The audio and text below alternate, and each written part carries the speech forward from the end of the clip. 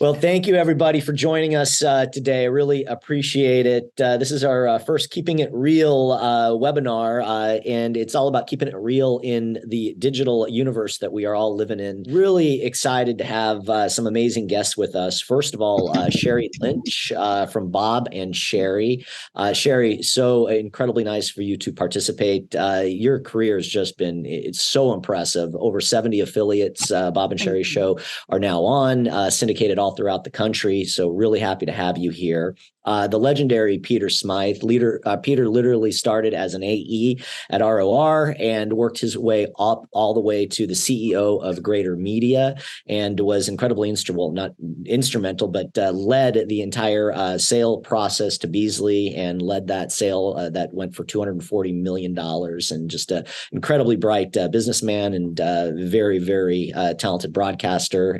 So welcome, Peter. So happy to have you. Jackie Parks, who is a dear friend of ours and a partner as well. She's the president of Envisionwise, which is a phenomenal technology company. They build everything from radio station websites to Alexa skills, as well as Studio Texter, which we have a partnership with Envisionwise on. So really excited to have Jackie here. And then really no introduction is needed for this man, but Mike McVay, who is a legendary consultant. He served as the senior VP of programming for Cumulus for many years in Westwood One, and he's worked with us as a consultant now for several years, a dear friend and mentor of mine. So Mike will be moderating today, and thank you everybody for being here. Really appreciate it. Mike, I'll hand it off to you. Thank you, Chachi. I appreciate it. Those of you who are not panelists, if you will if you'll turn your cameras off, and then to everyone, if you look at view, if you just go to the bottom where it says view, what will improve your viewing experience would be if you hide non-video participants. If you just kind of click on your view where it says hide non-video participants, you'll get a better viewing experience out of it. So asking you to do that if you can. You know, the competition today is greater than ever, and it stands to reason it's going to continue to become a more fragmented marketing world. You know, there were a time when people like me, who've been around for a while, remember when it was pretty much television, AM and FM. And today with digital, with streaming, with all of the different platforms there, we're now seeing the legacy businesses in those areas also have erosion. When Netflix points out how their subscribers are going like this, when Spotify recognizes that they're losing subscribers, you see Amazon yesterday announcing another division of entertainment that they're shutting down. And so the question becomes, how do we get our fair share of revenue, of audience? How do we continue to be top of mind? And how does our business continue to morph? How are we going to change what we do? So with our different lanes today, we have Sheri as a content creator who's been in air talent for years before becoming a highly successful syndicated talent who has content on multiple platforms today. Jackie, who's created a business that really helps broadcasters become more than over-the-air content deliverers. And Peter is an operator, manager, a creator, a leader of culture and change, who's going to present some unique and different views when it comes to talking about the revenue side of it. And so I want to start with you, Sheri, as a content creator. Marketing in a world that is as digitally challenged as it is today, and many are overwhelmed, how do you break through all of the noise to get to listeners? How do you take this world that is overwhelming and simplify it for them so that it becomes, instead of one to many, it is one to one? I think the first step for me is not letting myself get lost in the weeds of data and algorithms, the differences between the platforms, because while all of that is real and true, if you distill it all the way down, digital and social is very relationship driven. It's a relationship between the creator and the consumer that is not, it's not like the old fashioned way where in television and AM/FM, we delivered content, to use your words. We delivered content and the audience passively received that content, right? In a digital and social world, it's a push-pull. So for me, the most important thing before you worry about which platform and what are my analytics and what is the optimal time to post and how many posts per day, I think that you first have to understand that the world we operate in now is driven by relationships. And so as a content creator, I'm just looking to build, grow, extend, and expand relationships with the people who consume that content. And for me, digital and social is this unbelievable playground filled with tools and toys and opportunities. And then you open the back door and get into the math and the analytics of it. But if you don't get the relationship part right, the rest of that is just a PowerPoint, if that makes sense. Totally. And so I know, from your website and from what I see on social, it all comes back to your program, but you also have verticals like blogs and things that involve other people. How have you used multiple platforms in a way of a cadence? Meaning, are there things that you do on Monday that you push out that is different on Tuesday, Wednesday? Is there such a cadence? Or is it around topics? No, for sure. So we have our primary content engine is the daily Bob and Sheri show. And then that is flanked by a number of podcasts and a pretty robust program of social engagement. And we partnered with content creators, bloggers, for example, and said, hey, we have an audience and you're looking to be discovered. Let's work together. So we have a handful of really gifted writers who produce content for us every week. And they each have their own designated day and lane that they're in. And then we amplify their message with our broadcast, our podcast, our digital, our social, all of it to help grow their audiences. But really if you zoom out from kind of a macro standpoint, everything we do, website, Facebook, Instagram, all of it. Everything we do is designed to create a content hub experience for people who listen to the show. So we feel that audience is actually more like a community. And so when you come to one of our portals, it's a community experience. It's not just us telling you what's going to be on the show tomorrow or what contesting we're currently running.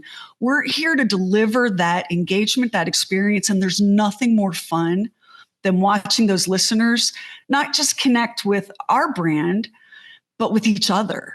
And that's where the real magic happens. And that's that relationship, that parasocial relationship that drives everything. So when I'm thinking about what content we're going to put where and how we're going to deliver messaging, I'm never thinking about, well, this is good for a 720 break, or this is better for Instagram than it is for Facebook. I'm always thinking about that end user. I think they're going to love this. Oh my gosh, I know that they're going to eat this right up. Once I have the content that I can't wait to share, then I figure out the how and the when and the where of it. But it really always comes back down to the relationship between the creator and the consumer that is that two-way street. And I live in a world today, and Peter, I'm going to be really curious as to your take on this. But I live in a world today where a radio client may say to me, we need more revenue from digital. What should we do? And it's kind of like looking at a mountain of ice, right? And saying, I need to scale that mountain. What should we do? And so from that owner, operator, leader position in this world where, advertisers are moving part of their traditional media budgets to digital. What's your view and how do people capitalize on that? How do they need to capitalize on getting their fair share? I'd say, first of all, thank you very much to everyone for inviting me here today. I'm very honored, Mike. Thank you for choosing me to be with this distinguished group. again, I just wanted to say thank you before I got started. Absolutely. Sure.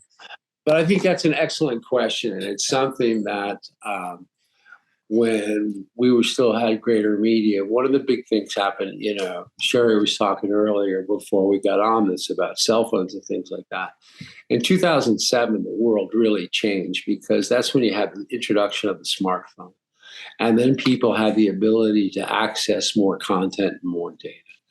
And what we started to see in the middle 2000s is that traditional means of revenue was declining very rapidly.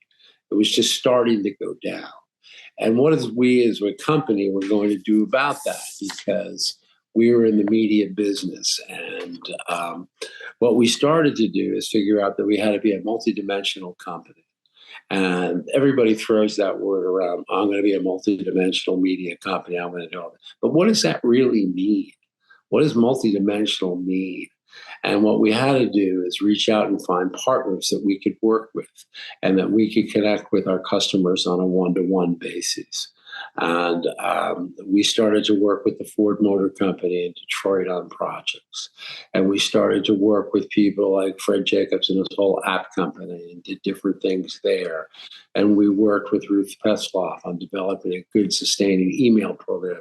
Today, that sounds obsolete, but in the mid-2000s, that was something that was really important.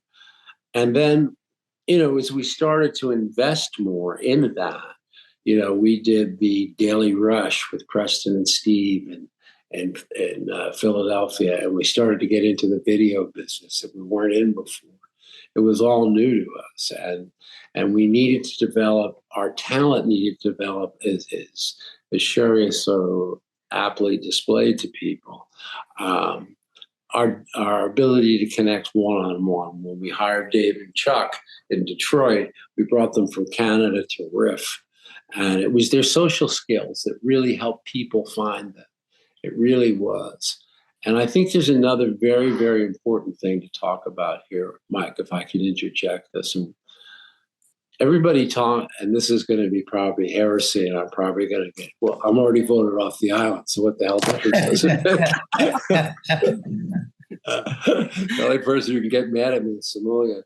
But anyway, I think that everybody talks about I need a 20 to 25% top line digital percentage of my revenues.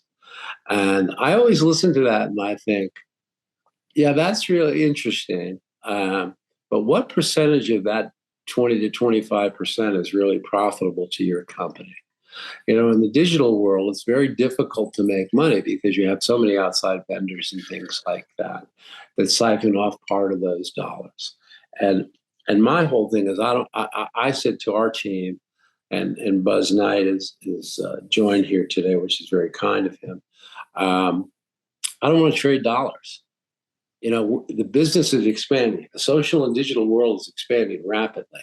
I want to be a part of that expansion. I just don't want to say I did 25 or 30%, whatever the number may be. I don't want to do that. I want us to figure out a way to make those monies meaningful.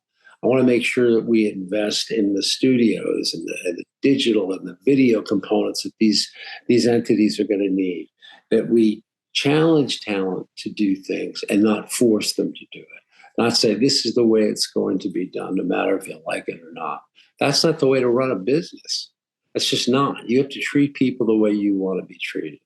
But this 20 to 25% stuff, and now that I hear it on calls and read it in reports and in trade magazines and things like that, I just think that one has to reflect upon, is it 25% with let's say a 30% dollar or a 40% dollar, whatever the case, whatever the company wants to be at? Or is it at 20 to 25% of gross revenues with a 10% return on your investment? So I think what people have to do is sit down and figure that metric out. And that's what we worked on very closely. We just weren't in that business because we thought it was a cool thing to do. We're not, because that's where the puck was going to be. That's where the revenue was growing. All these different, partnerships and different avenues were growing. All different, as Sheri said, it was a playground to be in. We just had to pick the lucrative playgrounds to be in. And that took strategic thinking and not just wanting to say something. And I'm not criticizing anybody. I'm just saying that that's the way that we looked at it. We just didn't look at it as a percentage. We looked at it as to grow the overall pie, because as we grew the company, we could pour more of that money back into what the talent and what the assets needed. I mean, to do this, you've got to invest heavily. I mean, we built a studio in Philadelphia for Dave and for Preston and Steve. It cost us close to $800,000, but it had everything possible to go to the next generation. You know, it had to be built for the future. It couldn't be built for, as you said, AM and FM and television. I mean, that world had changed. You know, we had to build a video component. We had to build, you know, a whole different approach to the way we thought about building that out. Yeah, I've seen that. I've seen it firsthand with Benztown at the in Los Angeles. Benztown building out a new studio that has cameras that move to whoever's speaking, and that technology is becoming common. To your point on the percentages, there was some years ago, and you and I spoke about this the other day. Yes. I was in the Town Square Buffalo stations doing a consultant visit, and Bill Wilson and Eric Helm were in the room talking about, in 5 years, 5% of the business needs to be digital, and this year's, leading it up to 55%. And I told Bill recently, you know, when we walked out of that room, we were all like, yeah, right. In 10 years, 55%. But they built a digital company that has radio as part of it, where it does feel like some broadcasters are slow to the game. They're getting there finally, where they're realizing they've got to use all marketing. Digital shouldn't be to make up the money you're going to miss over here on over the air or traditional media.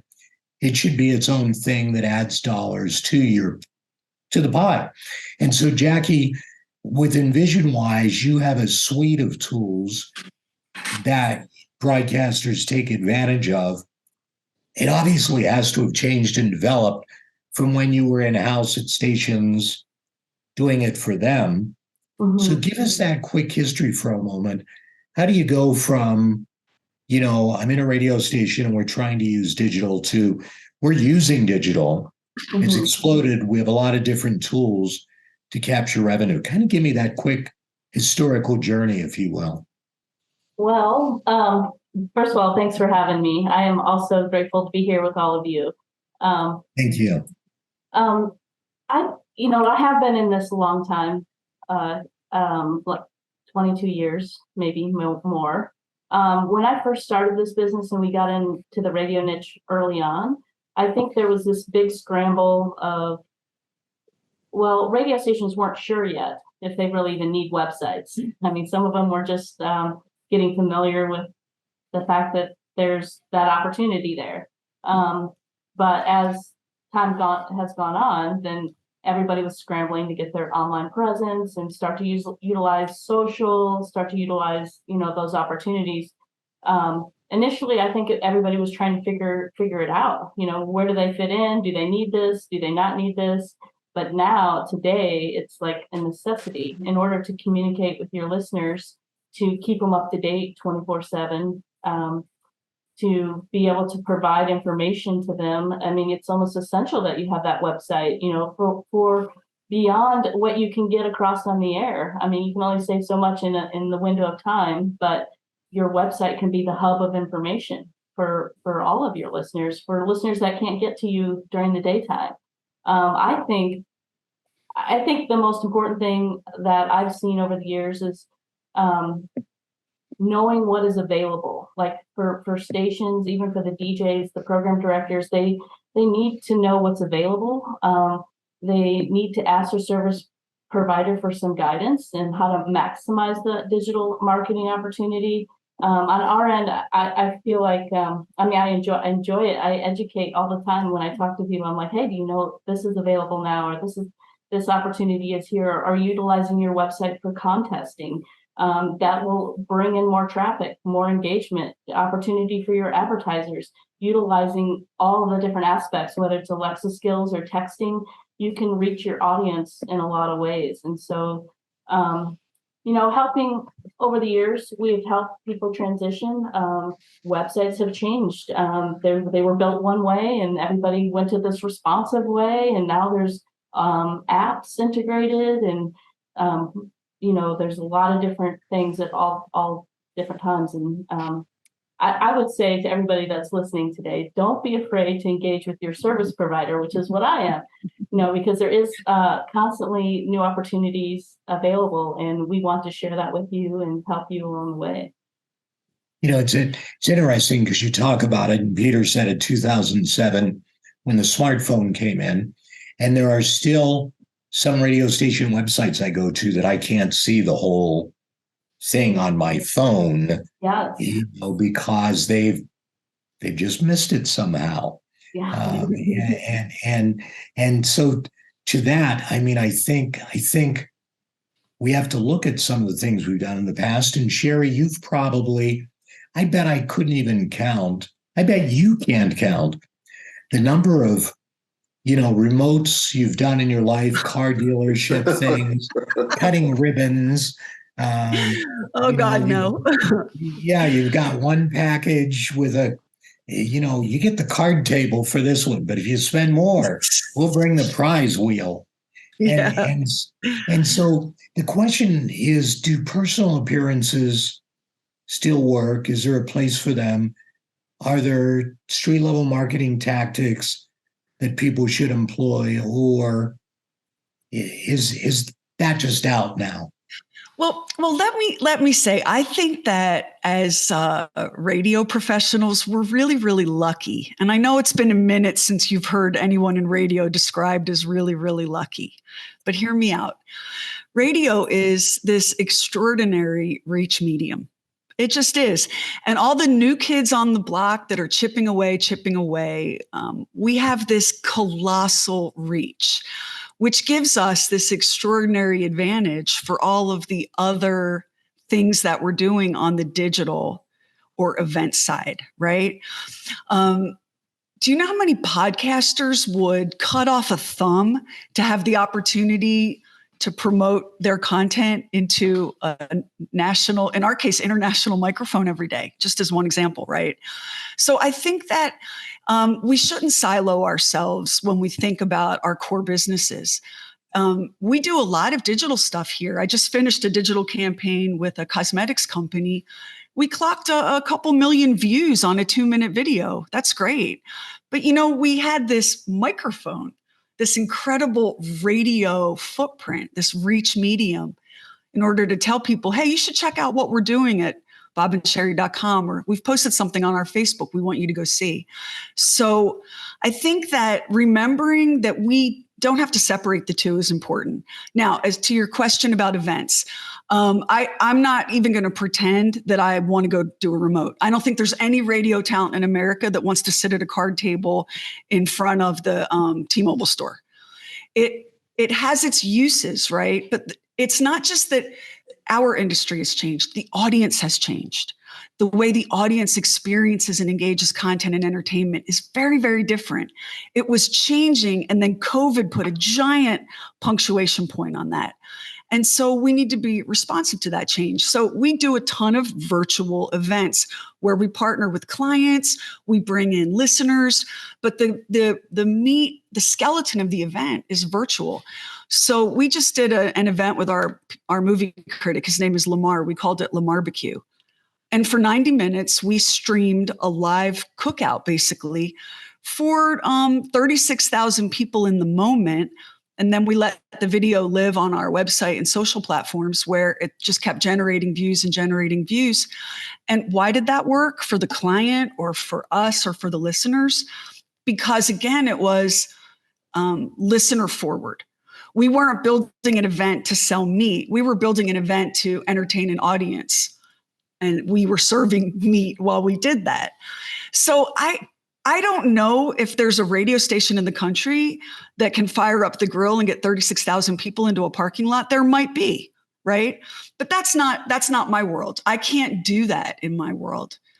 And when you're syndicated as we are, I can do an event here and an event there, but to bring the whole audience together, that's going to require virtual. That's going to require digital and social. And because of the giant reach we have in radio, we're able to bring those two worlds together in a way that super serves the audience, the sponsors. I mean, everybody wins. And I'm just puzzled when I see like people in radio, with their heads hanging because they feel like they're getting chipped away by all of these competing media. When we've got this giant advantage, Mike, this huge advantage. Yeah, you really hit on something that I don't believe the four of us have discussed, but because I do music consulting as well, I sit in a lot of rooms where, people will say, well, now that there's Spotify or Amazon or, Google, pick a DSP, radio is pretty much over. Yet when I talk to any of those executives who are at DSPs, streaming services, they wish they had the distribution that radio has, because none of them do. And so they wish they had that distribution. So it's great to hear you say it and share that. I'm going to jump to you in a second, Jackie, to talk about, reaching the audience and the advertisers off the back of what Sheri just said and how you utilize digital tools to do that. But Sheri, when we were preparing for this, I happened to hit you on a day when a member of the audience who had participated in a lot of your virtual platforms had passed away. And it was terrible. It was a terrible shock. Yeah. And you Terrible had said, I just happened to hit you that day, and it wasn't part of our prep. And you just said, I'm sorry, I'm dealing with loss. And you have listeners who'd not met this person. You'd not met them. And yet there was a feeling of loss from that community. If it's not too personal, I'd love you to just share a little bit about that story, because it shows the strength and value of this digital age for legacy media. Community, yeah. So, when you're as active in the digital and social space as we are, you really do get to know people. And I'm just one of those people that loves that. Like, I love watching your kids graduate. I love seeing the new puppy, all that stuff. Like, I'm super enthusiastically curious about people's lives. So one of our listeners, she happened to live in Maine, just one of these like really vibrant, full of life people. All of our virtual events, engaged in all of our content, was a big listener to the show and all of our podcasts, was always like DMing and reaching out. I felt like I knew her. And she suddenly, shockingly passed away. And the show began, and I had to tell my team, you guys, Margaret Zwicker died. And they all knew immediately who it was. And it took us, it threw us for a loop. And so we waited a few days because I didn't want any family or friends to hear about her death on the Bob and Sheri show. We waited a few days, and we acknowledged her death on the air on Wednesday. And then last night at our weekly virtual happy hour, her family came to happy hour because they wanted to celebrate her with like she loved us. And we felt like family and friends to her. So last night we're on our happy hour. There's her sister, there's her brother-in-law, here's her friend, a coworker. And so we all raised a glass and we had a little Irish wake for Margaret on our happy hour last night, and watching in our chat stream, listeners processing this loss. Can I tell you, in a world that feels like a flaming porta-john a lot of the time, and you would think that doing what I do, I'm in all these markets and in all these different content platforms, that I would have no relationship or connection. Like, I'm crying over someone I only know so parasocially. But that's the power of radio. That's the power of building a community, not just passively pushing content and advertising messages and an audience, but engaging with the community, pulling them into your world, asking them to be part of that. And then you have all these incredible tools that make it visual and allow you to do it in real time in multiple ways. Just phenomenal. But I do think it all circles back to the power of radio as a reach medium that connects with and engages people in a very intimate way, in their cars, in their kitchens, in their earbuds. We still have it, you guys. We do. We do. We need to try to remember who we are so that we can stand up a little straighter, I guess is what I'm saying. Jackie, so you've got a quiver on your back. You're reaching in and pulling arrows out of it.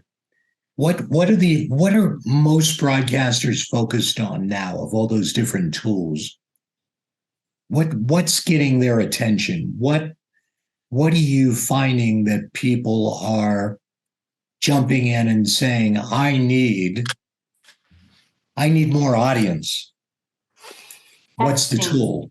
What's the question? Is probably a huge one right now. Everybody has a cell phone. It's the best way to reach your audience. And I think having a good text messaging platform right now to communicate with your audience, to tell them about those remotes and events, and it's being used heavily for contesting. Unfortunately, email is a great method to communicate as well, but as we all know, we can look away for an hour and emails might be buried.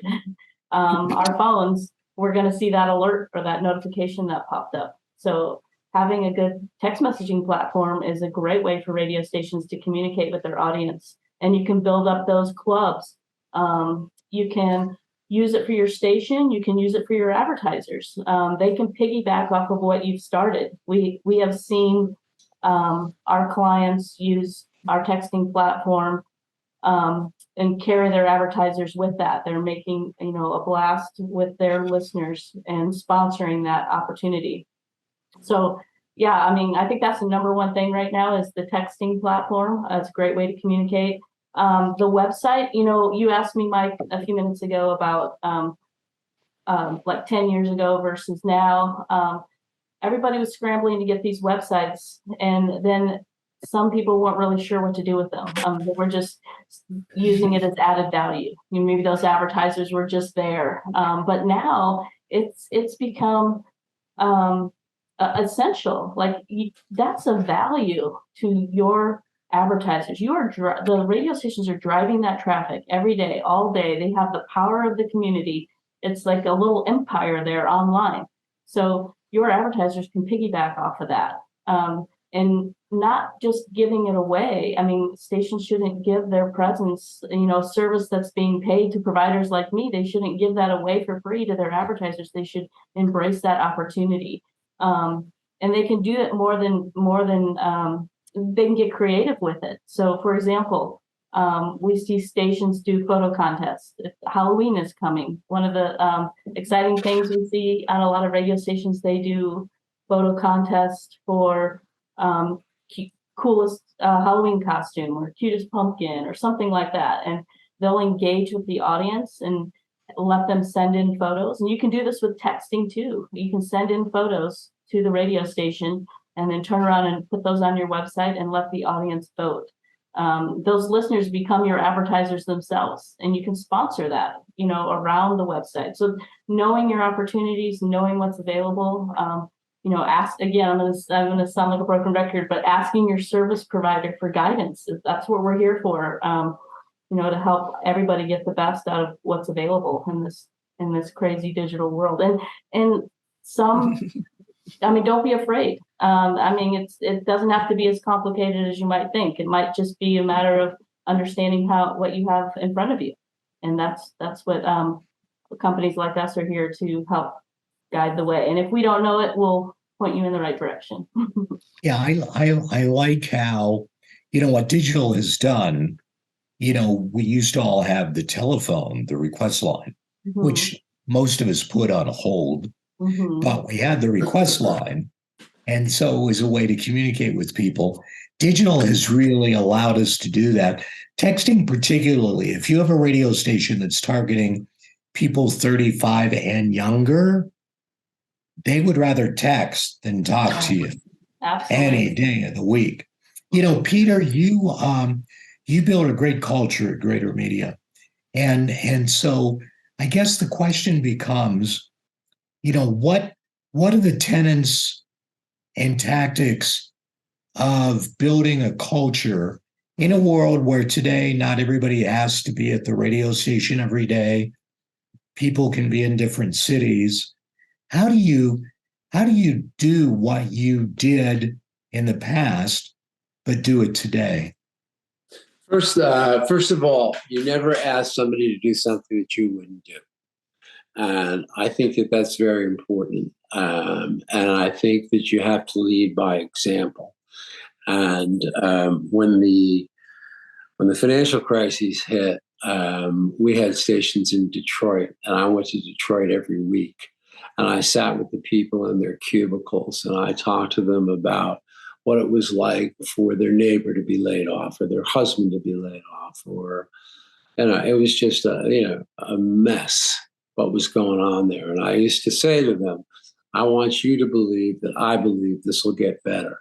Even though when I leave the building, I think to myself, Christ, I don't know if this is going to happen. But I think that today you need leadership. You need to be vested in people's lives. You need to know what's going on in their lives. You need to know what their difficulties are. And you have to be able to solve problems for them and move forward. You have to be able to make decisions and not hesitate and all this other different stuff. And then it comes down to recruiting. Like, you got to recruit great people. And when you recruit great people, then you empower them to do their job. You leave them, you say, here's the strategic objectives that we have. Here's the resources that we're going to allocate to these things. And then you got to get out of the way. I think my limited observations from watching from outside, you can't manage the company down.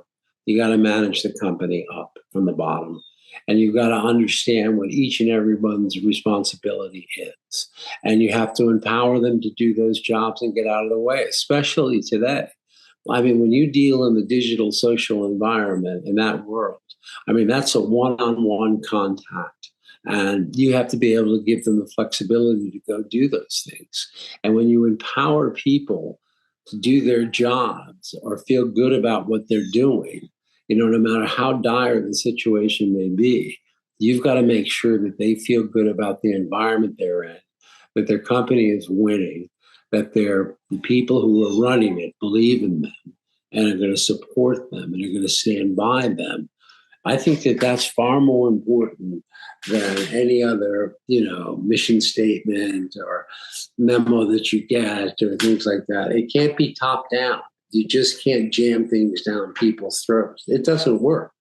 People don't believe that, but Greater Media was a classic example. We didn't jam things down people's throats. We got them to buy into it, and we solicited their opinion because their opinion was very important to us, and we had to treat them the way we wanted to be treated. And I think that that's a basic tenet of that. And I think you have to really look. It's not the first action you take. It's the reaction to your actions that you've got to think through. So don't think about what you're going to do here. Think about how that's going to react on the rest of the company. I think you have to keep an entrepreneurial spirit in it. I think you have to keep it an innovative part of it too. No matter how difficult the financial world is today for broadcasting companies, you got to learn how to manage that as well as you manage the people there. And I think that, I think you need more people that are unabashed advocates of radio, because today all you hear about is all the stories of woe. And I think Sheri said it well, that your head is half tilted over. I don't think it should be that way. And I think leaders should lead that way, that this is a great industry and we're fortunate to be in it. I think we should build pilot stations in inner cities to give kids a chance to do it. Build internet stations or take some of the AM stations and donate them to the inner cities and let the young kids build a radio station for themselves.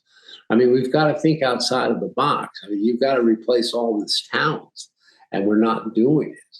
So, my biggest concern at Greater Media was constantly recruiting great people. That's what I thought about. Because if we had great people, I knew that we'd have great results. Because excellent. I thought we were all we thought as strategists. The tactics would take care of themselves. But first, you want to be a strategic company. And I think we were a strategic and innovative company. We were founded by an entrepreneur, and we took those things. And the Bordas family was terrific. They invested heavily. I thought that was great. Yeah, but they had to believe. I was just going to say, you and I spoke a little bit about how different the culture was, but you also acquired stations and brought that culture to them. One could argue, at least I would argue, that digital has, while it has replaced in person in a lot of cases, if somebody applies it, it gives you the opportunity to have even more contact with somebody. Yes. We learned that from the pandemic.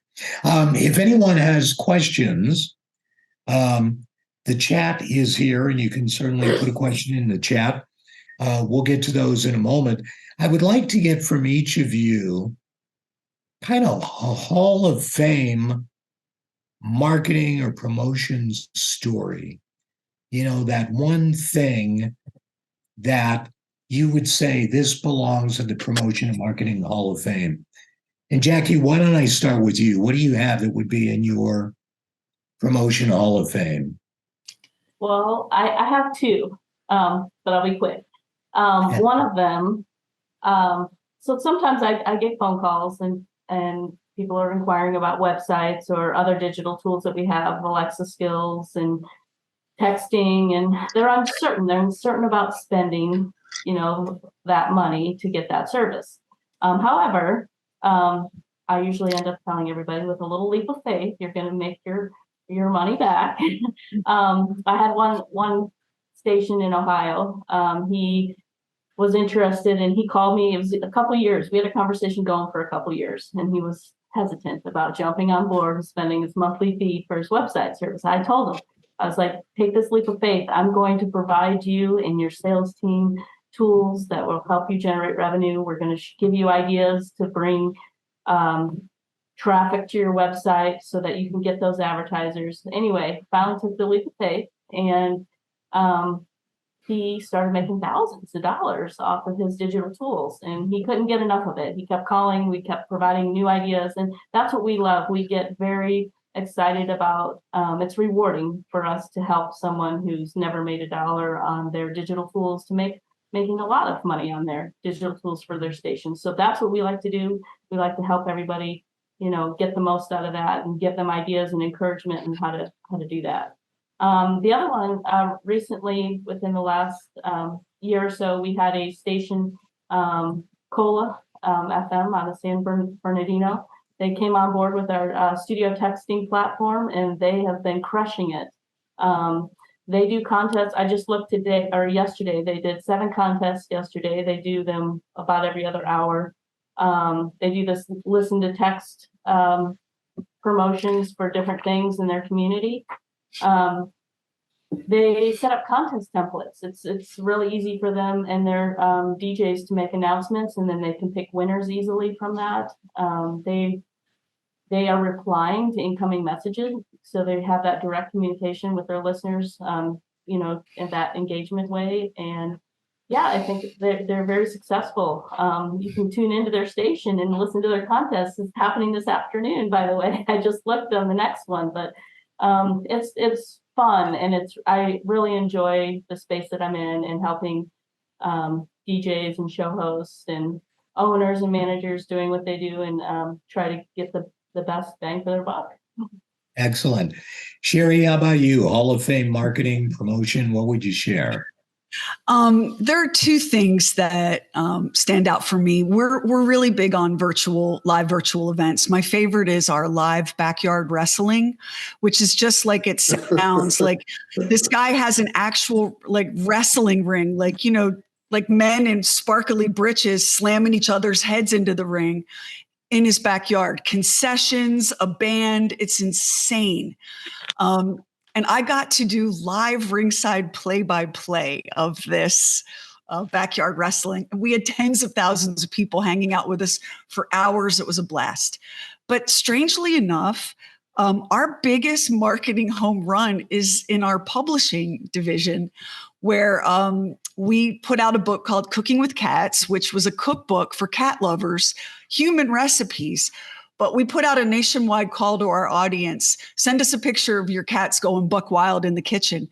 And so the book is filled with photographs of listeners' cats and recipes. And we sell it. We partner with animal rescues, and we do live in-person events at cat cafes. We've got another publishing success called The Book of Bob, where, just as a joke, and Peter will know this because he knows my radio partner, Bob Lacey, so well, every time Bob would say something remotely hypocritical, pompous, or stupid, I wrote it down in a notebook. And I've done this since my very first day on the radio. So one day, we just pulled it all together and put it in book form. And I have it here somewhere. Here's Cooking with Cats. There you go. I'll show you Cooking with Cats. And the Book of Bob, we're in our fourth or fifth printing on Cooking with Cats, and I think our third printing on the Book of Bob. So the moral of this story is, what's a radio personality doing writing a cat cookbook or doing play-by-play for backyard wrestling? Because our brand is about fun, connection, and engagement. And you go where the fun is. And sometimes the fun is in some man named Thunderbolt in his underwear throwing somebody around in a backyard. And so this is why I say, get out of your silos. Stop thinking about, the greatest hits of yesterday and today, and start thinking about who is your listener and what lights them up. What's fun? And then get out there and engage in that. So that would be my two Hall of Fame things, Mike. Those are good. Peter, your Hall of Fame marketing promotion event? First of all, I agree 100%. I think that a radio station should be grounded to the community, and it should participate in the events of the city and be part of the fabric.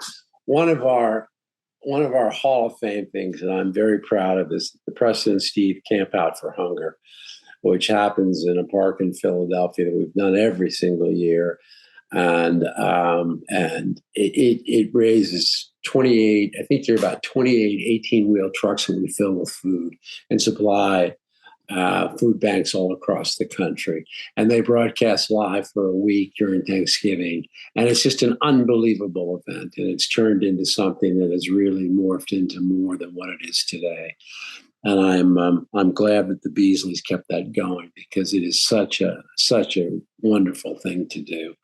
And again, it grounds them to the community. It makes them a part of the community. It does something that's very important. And hunger is such an issue in our country today that, why can't you be a part of something like that? I think that's really important. I think our other Hall of Fame memories. I mean, we had Bob and Sheri and Preston and Steve and Dave and Chuck. We had a lot of really great talent. To single out one event better than the other would be very hard and disingenuous. The Camp Out Especially for Hunger, with me sitting right here, Peter. That would be actually with awkward Sheri for sitting you. there, it's very difficult to say. All I can say is anything that Bob and Sheri do is outstanding. When they had the mayor in and all the other stuff. I think that what it was a great group of people that came together and gave innovation and entrepreneurialism an opportunity to come up with ideas and just not get in the way. So I'm very grateful for that opportunity. I think it was the environment was the great opportunity, but the men and women there did one hell of a job, and they should be commended for it. But the Camp Out for Hunger sticks in my mind. This is a people business. It is a people business. Sure, I agree 100%. And we're forgetting about the people. We're leaving the people out of the radio business. We're just talking about, we've got to cut so much so we can do so much, and we can do this and we can do that. But we forget about that you've got to meet the consumer where that person is. And that might be online, that might be on site, that might be on demand, Where is that meeting going to happen?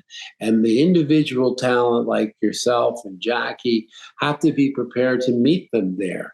And there can't be corporate truths become corporate traps. And I get tired of hearing all these reasons why we can't do things. My question is, how can we do those things? And I think that's the question that has to be asked versus, oh, we can't do that. The first thing. I think that holds the business back. And I think that's where people get the perception. Yes, there are technological challenges. I'm not debating that. But I think that we're not innovative enough. We're not creative enough. We're not entrepreneurial enough. Bill Wilson, I have great respect for. I think he's done a great job building a company. Bob Pittman has done a great job. And Smyth, how I feel about Smyth, he's one of the best in the business. But where are those visionaries coming from? Where are those people going to come from that have the intestinal fortitude to say that we're going to do this, that we're not going to bite off more than we're chewing? We're not going to go for own the most radio stations, but we're going to own the most quality radio stations that we can manage and we can invest in. And these conversations have to take place. And I don't think they do. And I think it's not the quantity that you own, it's the quality that you own. And it's the quality environment that you give to the men and women who work with you. Because, I was a CEO for many years. And my first thing when we'd sit down to do the budgets and talk about the insurance, I'd talk to my CFO about, how much is it going to cost these people per family? What's that going to be like? It was things like that. And you couldn't see you had to get out and meet the people in the marketplace, talk to them, meet the clients, have one-on-one, the mayor of Charlotte, making sure that we spent time with him and did all those different things. That's what's really important. And I don't know if that still goes on today. It's just my opinion. I don't think we're going to have a chance. We have a question. Oh, I'm sorry if I went too long. No, you did not. We all went too long properly, because this really is a conversation that has deserved the focus and the time that we've put into it. But I'm sure that our folks will have questions, and I'd love if each of you would give an email address or some way that people can reach out to you. And Jackie, why don't we start with you? How can people send their questions to you and be in contact with you? Well, you can email me at jackie@envisionwise.com. Envisionwise is spelled with an E, so E-N, Visionwise, WISE.com. Or you can visit our website. Also, I just like to end real quick and say, don't be afraid of your service providers. Ask them questions, because there is a lot of things that change, and we are here to help you and provide guidance, and we'll go at your pace. And we want to know, what your needs are, because at least like my company, we're here to continue to grow with you and help you in your digital world and make it easy, not harder. Thank you. Sheri, how do people connect with you? All right, let's see.